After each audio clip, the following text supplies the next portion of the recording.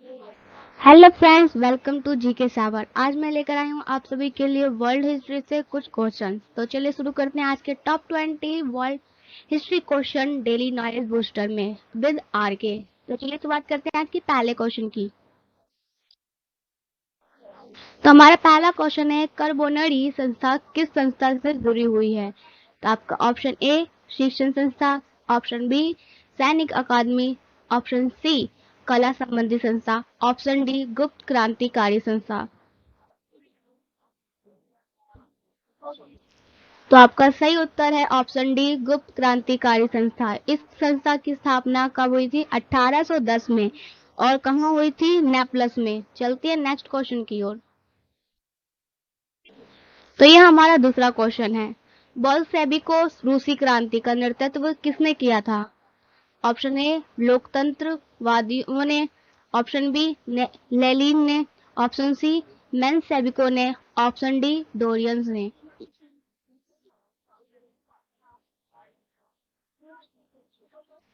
तो आपका सही उत्तर है ऑप्शन बी लेनिन ने। लेनिन ने ही बोल्शेविको रूसी क्रांति का नेतृत्व किया था। ये आ गया हमारा तीसरा क्वेश्चन। 22 जनवरी 1905 रूस के इतिहास में किस दिन से जाना जाता है? किस नाम से जाना जाता है? ऑप्शन ए खूनी मंगलवार, ऑप्शन बी खुशी के घंटे, ऑप्शन सी खूनी रविवार और ऑप्शन डी श्वेत पत्र दिवस।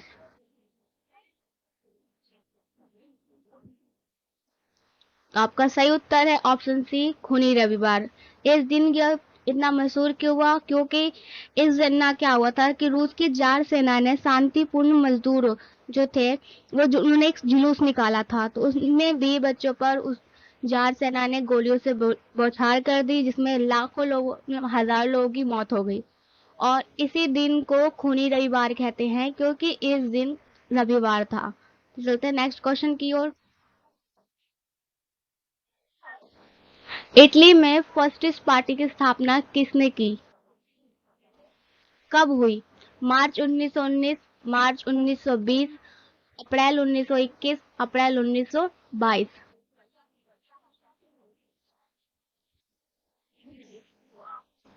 तो हमारा सही ऑप्शन मार्च 1919। इटली में फास्टिस्ट पार्टी की स्थापना मार्च 1919 में हुई थी। और किसने करी थी इस पार्टी की स्थापना?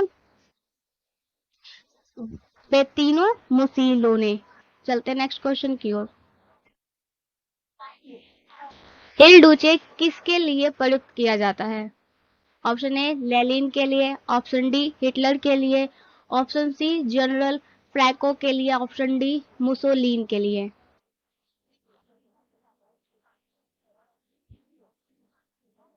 तो हमारा सही ऑप्शन है मुसोलिनी। मुसोलिनी का पूरा नाम क्या है मैंने बताया था, बेनितो मुसोलिनी। यह कौन थे? तो यह थे एक इटली के राजनेता थे। यह इन्होंने कौन सी पार्टी की स्थापना करी? फर्स्टिस्ट पार्टी का नेतृत्व किया, स्थापना किया।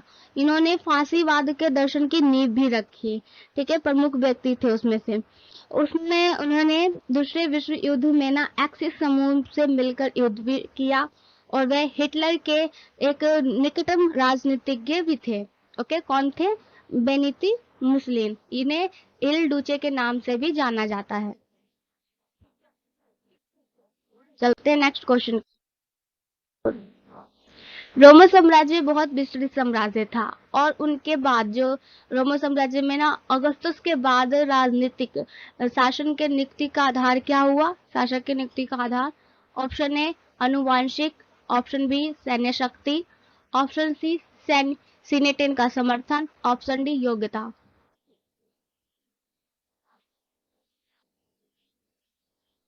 इसका सही उत्तर ऑप्शन है अनुवांशिक है। राजा के पुत्र को ही राजा अगला राजा घोषित किया जाता था।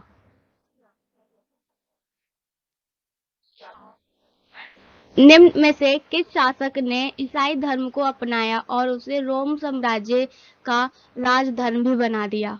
तो ऑप्शन ए कॉन्स्टेंस प्रथम, ऑप्शन बी कंस्टाइन प्रथम, ऑप्शन सी कंस्टाइन द्वितीय, ऑप्शन सी कंस्टेनाइट द्वितीय।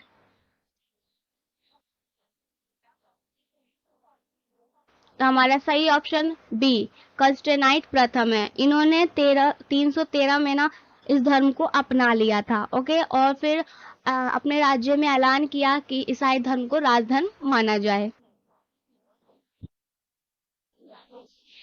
नेपोलियन बोनापार्ट के जीवन पर किसका अत्यधिक प्रभाव रहा?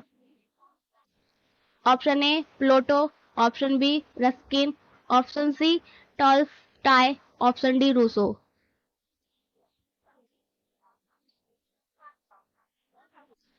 तो आपका सही ऑप्शन रूसो है। रूसो का ना नेपोलियन के जीवन पर अत्यधिक प्रभाव रहा। दास कैपिटल नामक ग्रंथ के लेखक कौन है? ऑप्शन ए मैकी यावनी, option B Voltaire, option C Karl Marx, option D Robert oven.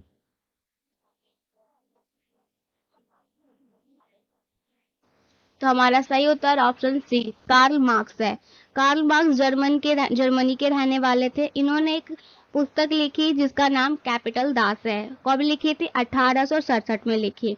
इसमें इन्होंने पूंजीवाद की विशेषता के बारे में बताया है और जो मजदूर वर्ग थे ना उनके शोषण से मुक्त होने के उपाय भी लिखे गए हैं किसमें? कैपिटल दास बुक में।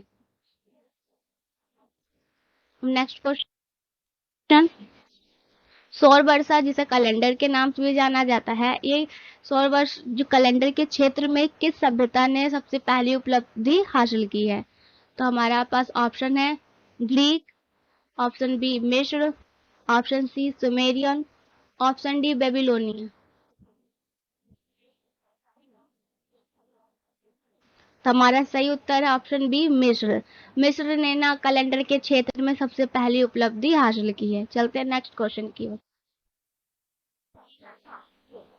मेसोपोटामिया का क्या अर्थ है?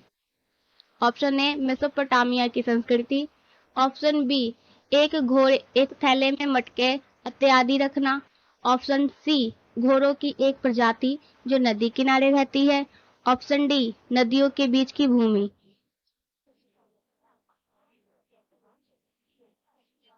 तो हमारा सही उत्तर है ऑप्शन डी नदियों के बीच की भूमि को मेसोपोटामिया कहा जाता है।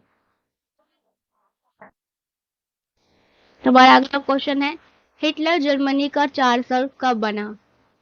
Option A 1929, option B 1939, option C 1933 या ऑप्शन डी 1936।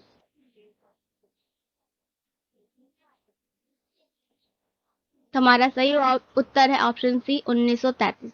1933 में हिटलर जर्मनी का चांसलर बन गया था। द्वितीय विश्व युद्ध छिड़ने का सबसे बड़ा कारण कौन सी संधि बनी?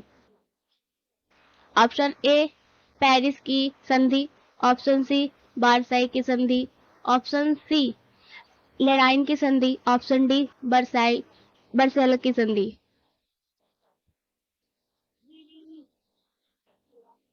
तो हमारा सही उत्तर है ऑप्शन बी वारसाई की संधि। वारसाई की संधि को ना जून 1919 में प्रथम बार यूरोप में शांति स्थापना के उद्देश्य से बनाई गई थी। यह संधि मित्र राष्ट्रों द्वारा जर्मनी के साथ महत्वपूर्ण संधि थी। ठीक है, मित्र राष्ट्र के जर्मनी के साथ यह संधि पूर्ण रूप से मित्र राष्ट्रों के हित के समर्थन करता है। ठीक है, जर्मनों के हितों में बलिदान पर आधारित था। जर्मनी को निशस्त्रीकरण हेतु बाध्य किया गया था। लेकिन प्रॉब्लम क्या हुई? तो जर्मनी को ना वारसाई की संधि पर हस्ताक्षर करना पड़ा मजबूरन। और इसके संधि में क्या था? उसे युद्ध के अपराध में ना स्वीकार किया गया कि तुम्हारे कारण ये युद्ध हुआ। जर्मनी को यह मानना पड़ा और जर्मनी को भारी मुआवजा देना पड़ा। शांति का यह संधि था, लेकिन यह दूसरे द्वितीय विश्व युद्ध का ना कारण बन गया। हमारा अगला क्वेश्चन है सातवें गुट निरपेक्ष शिखर सम्मेलन में भारत में मंत्री कौन था? प्रधानमंत्री कौन था? Option A Jawaharlal Nehru, option B Indira Gandhi, option C Lal Bahadur Shastri, option D Charan Singh.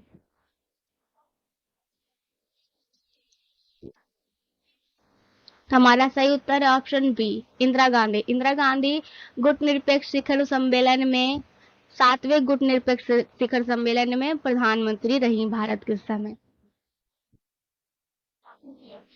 Japan में साबत को क्या कहते हैं या कौन कहलाते हैं?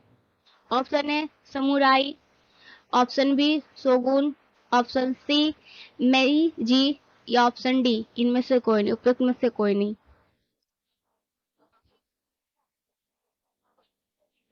तो हमारा सही ऑप्शन है ऑप्शन बी शोगुन।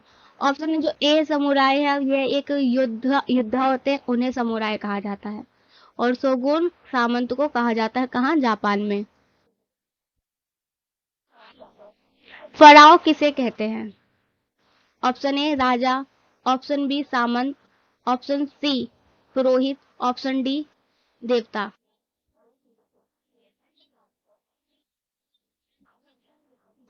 तो हमारा सही उत्तर ऑप्शन ए राजा। राजाओं को ना इजिप्शियन के टाइम पे फराव कहा जाता था। हमारा अगला क्वेश्चन है, पार्थिनो मंदिर किसके शासनकाल में बनाया गया?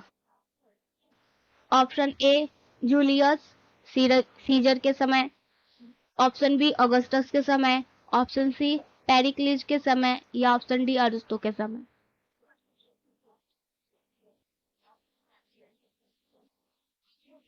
तो हमारा सही उत्तर है अगस्टस। अगस्टस के समय पार्थिवन मंदिर का निर्माण हुआ।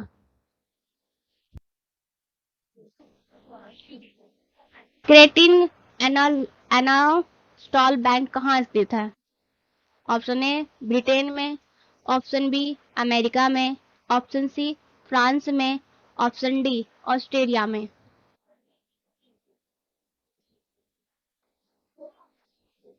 तो हमारा सही उत्तर है ऑप्शन डी ऑस्ट्रेलिया में। 1866 में ऑस्ट्रेलिया प्रसाद द्वारा किस युद्ध में पराजित किया गया था? Option A Sadowa, option B Lombardy, option C Sedan, option C Serbia में। हमारा सही उत्तर ऑप्शन ए सडेवा है। औद्योगिक क्रांति से किस वर्ग का राजनीतिक उत्कर्ष हुआ? ऑप्शन ए निम्न वर्ग, ऑप्शन डी बी मध्य वर्ग, ऑप्शन सी मजदूर वर्ग या ऑप्शन डी शासक वर्ग।